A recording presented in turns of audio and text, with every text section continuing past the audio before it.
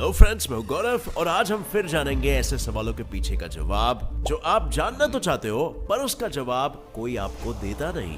जैसे कि kitchen lighter के अंदर ना तो बैटरी है और ना ही कोई फ्लिंट, तो फिर भी कैसे उसका बटन दबाने पे उसके अंदर से स्पार्क निकलती है। या फिर स्पेसएक्स का स्पेस सूट क्यों इतना स्लिम फिट और गुड लुकिंग है पर वहीं पर नासा वालों का बल्कि लुकिंग है। जब दोनों के दोनों स्पेस सूट ही है तो फिर इनमें डिफरेंस क्यों इतना? क्या अपने मस्क भैया स्पेस सूट की टेक्नोलॉजी को भी एक अलग ही लेवल पर लेके चले गए हैं? और आखिरी और सबसे इंटरेस्टिंग सवाल यह है कि क्या आपको पता है भूत प्रेत, एंजल्स या फिर स्पिरिट्स ये सब एक हायर डायमेंशन में या फिर मैं कहूं तो 4D या 5D वाले क्रीचर्स हो सकते हैं? और वो कैसे, ये मैं आज आपको प्रूव करूंगा आज के हमारे इस आस्क जीएसएफ के फ्रेश न्यू एपिसोड में, जिसे आपको आई प्रॉमिस बहुत कुछ सीखने मिलने वाला है। So without wasting any time let us get on. Number 1, how does a kitchen lighter create a spark without a battery?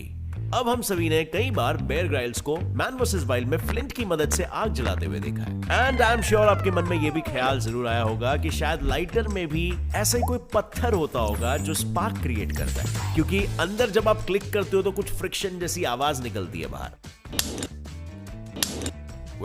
अगर आप ये सोच रहे हो फ्रेंड्स तो आप आधे सही हो, और वो इसीलिए क्योंकि देखो लाइटर के अंदर दो पार्ट्स होते हैं। पहला होता है क्वार्ट्ज जो कि फ्लिंट का प्योर और छोटा क्रिस्टलाइज्ड फॉर्म है, और दूसरा होता है एक हैमर जो कि एक स्प्रिंग की मदद से कनेक्टेड होता है लाइटर के बटन से। अब जैसे ही हम लाइटर का बटन दबाते हैं ना, तब वो स्प्रिंग की मदद से हैमर को क्वार्ट्ज पे दे मारता है, और ये टकराव इतना जबरदस्त होता है कि क्वार्ट्ज में 800 वोल्ट जितना वोल्टेज जनरेट हो जाता है। और ये इसीलिए होता है क्योंकि क्वार्ट्ज एक पीजो इलेक्ट्रिक क्रिस्टल है, यानी कि एक ऐसा सब्सटेंस जो प्रेशर पड़ने पर इलेक्ट्रिक करंट जनरेट कर सकता है। और अगर आप और भी ज्यादा उत्सुक तो और आपको ये भी जानना है कि ये कैसे, तो बेसिकली पीजो इलेक्ट्रिक क्रिस्टल्स वो होते हैं जो पोलर मॉलिक्यूल से बने होते हैं, यानी कि वो मॉलिक्यूल्स जिनमें दो ऑपोजिटली चार्ज्ड पोल्स बनते हैं, एक पॉजिटिव और दूसरा नेगेटिव।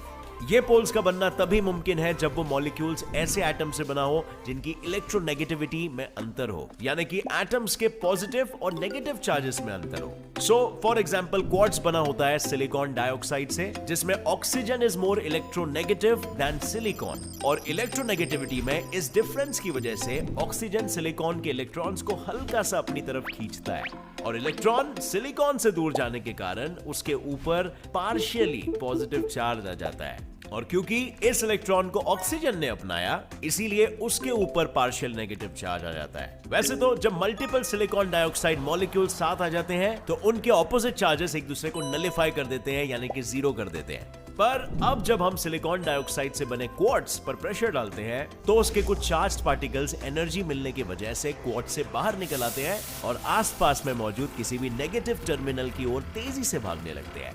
सो या था ना बिल्कुल सिंपल। अब आ जाते हैं फिर से अपने सवाल पे।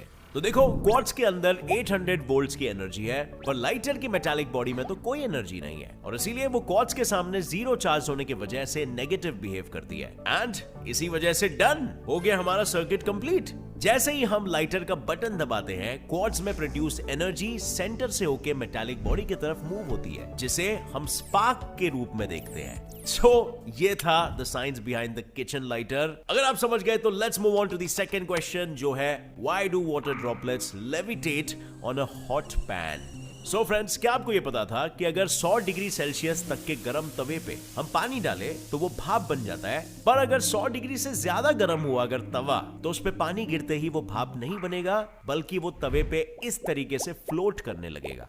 आई नो ये काफी पैराडॉक्सिकल साउंड करता है, पर ये सच है। लेकिन ऐसा क्यों होता है? इसे मैं एकदम बिल्कुल सिंपल में समझाऊंगा।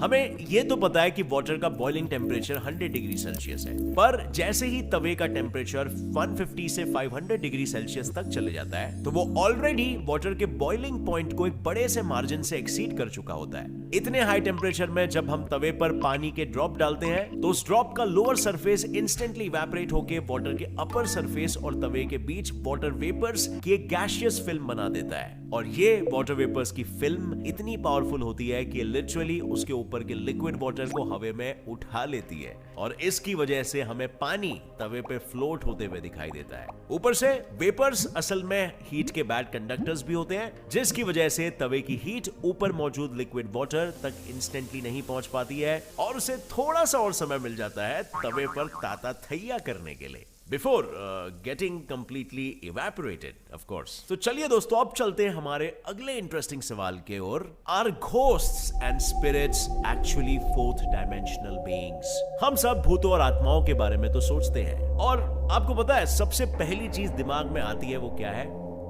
चीजों को इनविजिबल होकर इधर उधर मूव करना, हिलाना डुलाना, आपको डराना, उनका साया नजर आना। लेकिन क्या आप ये मानोगे एक फोर्थ डायमेंशनल बीइंग या फिर सिंपली एक हायर डायमेंशनल बीइंग भी ये सब कुछ कर सकते हैं? बिल्कुल सही सुना आपने, और ऐसा इसीलिए क्योंकि ह्यूमन ब्रेन 4D ऑब्जेक्ट्स को इंटरप्रेट नहीं कर पाता है। बट अभी ये इतना बड़ा डिसएडवांटेज है, तो बात ये आती है कि मैं आपको कैसे समझाऊंगा इसके बारे में। क्या करूं, चलो 2D ऑर्गेनिज्म की मदद से ही समझाता हूं। इमेजिन कीजिए ये एक 2D क्रीचर है जो सिर्फ X एंड Y एक्सिस में ही देख सकता है, या फिर घूम फिर सकता है, मूव कर सकता है, पर वो अपने तरह डेप्थ यानी कि Z एक्सिस में नहीं देख सकता। उस क्रीचर के सामने एक स्क्वायर बॉक्स रखा हुआ है। जब उसने इस बॉक्स को खोलकर देखा तो उसे पता चला कि यार ये तो खाली है।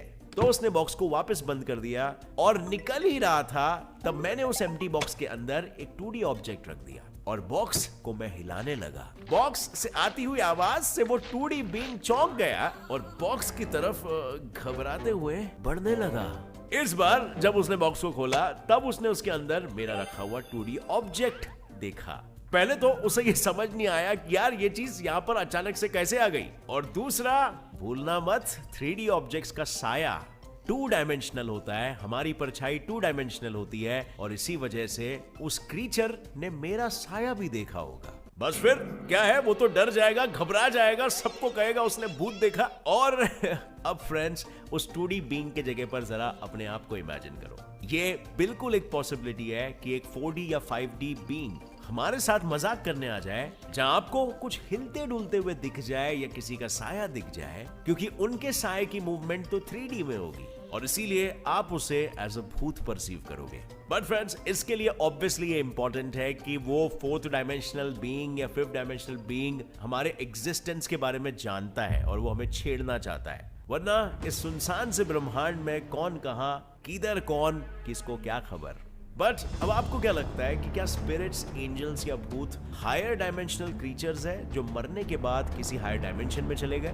कमेंट्स में शेयर करना अपनी राय, नीचे डिस्कशन छेड़ते इस विषय पर, काफी इंटरेस्टिंग है। तो चलिए फ्रेंड्स, अब वापस आते हैं हमारे 3D वर्ल्ड में और डिस्कस करते हैं हमारे चौथे और आखिरी क्वेश्चन की गंभीर नाइंसाफी के बारे में। What makes SpaceX space suits, tongue twister है, what makes SpaceX space suits so good? ये है नासा का स्पेस सूट और ये है स्पेसएक्स का स्पेस सूट। इस स्पेस सूट को पहन के नासा के 2 एस्ट्रोनॉट्स बॉब बेहनकिन और डग हर्ली रिसेंटली ISS पे गए थे, और इस सूट में अपने पापा को देखे डग का 10 साल का बेटा बोला कि उसके डैड उसमें एक सुपर हीरो लग रहे थे। इतना डिफरेंस क्यों भाई? क्यों स्पेसएक्स का सूट इतना स्लिम है, वही नासा का इतना बल्की और अगली? इसे समझने के लिए हमें समझना पड़ेगा थोड़ा सा science behind space suit. So friends, एक स्पेस सूट इतना सोच समझ के डिजाइन किया जाता है ना कि वो एस्ट्रोनॉट्स को एक्सट्रीम कंडीशन से प्रोटेक्ट करता है, क्योंकि अर्थ के ऑर्बिट में जब कोई चीज घूमती है तब उसका सन की तरफ फेस करने वाला सरफेस 121 डिग्री सेल्सियस तक गर्म हो जाता है, और अर्थ के पीछे छुपने पर उसी सरफेस का टेम्परेचर -129 डिग्री तक पहुंच जाता है। मतलब बिना किसी प्रोटेक्शन के या तो आपके अंदर का ब्लड, आपके आंसू, आपकी थूक बॉयल होने लगेगी, या फिर नेगेटिव साइड पर ये सब कुछ जम जाएगा। और ऊपर से स्पेस में एटमॉस्फेयर है नहीं, यानी कि वहां का एटमॉस्फेरिक प्रेशर भी 0 है। मतलब अगर आप स्पेस में यूं ही मुंह उठा के चले जाओगे तो आप फट जाओगे। और इन्हीं सारी चीजों का ख्याल रखते हुए स्पेस सूट बनाया जाता है, जिसमें कई सारी लाइफ सपोर्ट सिस्टम्स के कंपोनेंट्स होते हैं जो ऑक्सीजन, प्रेशर, टेम्परेचर एटसेट्रा को मैनेज करते हैं और स्पेस सूट को हेवी एंड बल्की बना देते हैं। पर जब स्पेसएक्स के स्पेस सूट की बात हो रही थी तब इलॉन मस्क के दिमाग में हमेशा यही बात गूंज रही थी कि वो ऐसा क्या कर सकते हैं जिससे एस्ट्रोनॉट्स एक ककून में लिपटे हुए सिल्क वॉर्म्स जैसे ना दिखाई दे। और उनका यह भी मानना है कि first impression is the last impression. अगर कोई एलियन हमें बाहर मिल जाता है तो उसके सामने हम अच्छे दिखने चाहिए, और इसीलिए स्टाइलिंग के लिए उन्होंने एक फेमस कॉस्ट्यूम डिजाइनर जोस फर्नांडिस को हायर किया, बाय द वे, जो अब तक डीसी और मार्वल के कई सुपर हीरोज के कॉस्ट्यूम्स को डिजाइन कर चुका है। जोस ने सूट को एक टक्सीडो से इंस्पिरेशन लेते हुए डिजाइन किया, बिकॉज उनका मानना था कि टक्स में हर शेप और साइज का बंदा हीरो लगता है। पर ऐसा सूट अगर आपको डिजाइन करना हो तो सारे इंपॉर्टेंट सिस्टम्स को कहां लगाओगे, ये सवाल उनकी टीम को सता रहा था। तब